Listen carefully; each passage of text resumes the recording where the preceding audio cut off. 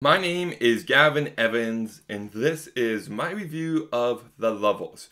Now, this is yet another movie like Save the Last Dance that I've owned for quite a few years, and I'm like, okay, let's just watch it. If I like it, I'll keep it. If I don't, I'll get rid of it. I'm getting rid of Save the Last Dance, but am I keeping this movie? Definitely not. I will never watch or think about this movie again. It is completely forgettable. There's nothing about it that stands out, and it is just a very boring movie. But let's talk about what I did like to begin with, and I think Tracy Letts and Deborah Winger do a perfectly fine job with the script they're given to work with.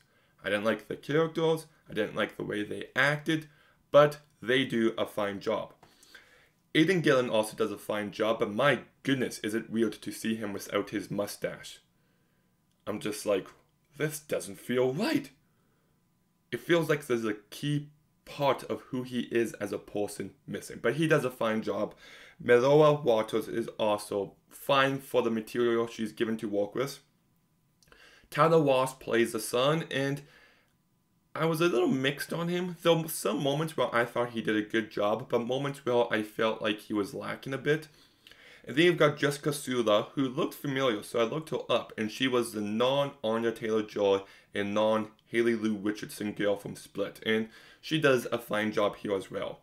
But everything else regarding the directing and the writing of this movie just fell completely flat for me. The music by Mandy Hoffman did not work. Not that it's terribly composed music or anything, but just the fact it didn't fit this movie's tone. It had an overly whimsical type of feel, and that really didn't work for me. I also felt like the movie script was just 1 hour too long.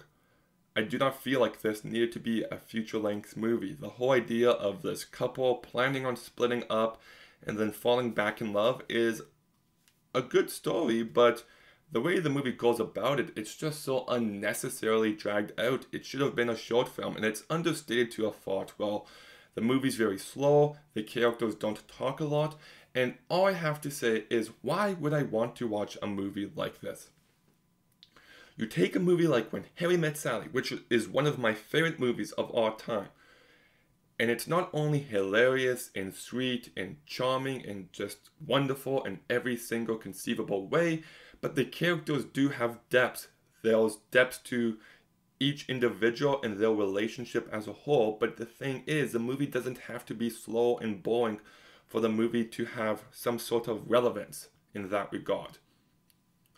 People confuse slow and boring now as profound, and I just fundamentally disagree. Sometimes the slow burn approach is really beneficial. But more often than not, put a little life into your movie, put a little personality. You know, if these two characters were more outspoken and had a bit more life and personality, well, they're falling in love again and they're making jokes and all that, then I'd be like, okay, you know, this movie is funny. I buy into the romance and all that, but instead it's just a very boring movie, and I'm tired of this trend where people think that slow equals good, and that's just not always the case. On top of that, I just never bought this rekindling of this relationship, especially because it just starts with like a kiss, and then it turns out they'll still in love, and it just doesn't feel like they explore these characters or these ideas anywhere as much as they should. Like, explore pride and stubbornness and just highlight these characters' flaw, but they just go about it in the most lacking of ways. And I really hate the ending. There's actually this very good montage while Tracy Letts sings a song, and I enjoy it in a vacuum, but in context of the movie, it is the most tone-deaf thing possible. And then we get this ending where are the married couple going to get back together, or are they going to split up?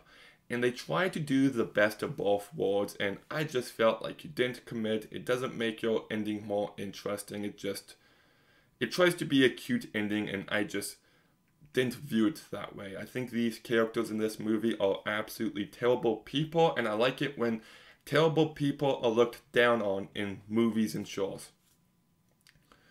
So yeah, like, I hated this. I'll never think about it again. Decent performances, yes, but just nothing about it is... Yeah, that's it. I'm going to go ahead and give The Levels a 1 out of 10. This movie is directed by, I think his name's like Azazel Jacobs, and he also did this movie called French Exit a few years ago. And that movie was different. It was, it had some funny moments, but it was very weird. So I just don't think I'm a fan of this director. But what did you think of The Levels? Let me know in the comments down below. Make sure you like, comment, subscribe. Stay tuned for some more videos soon. And Gavin, out.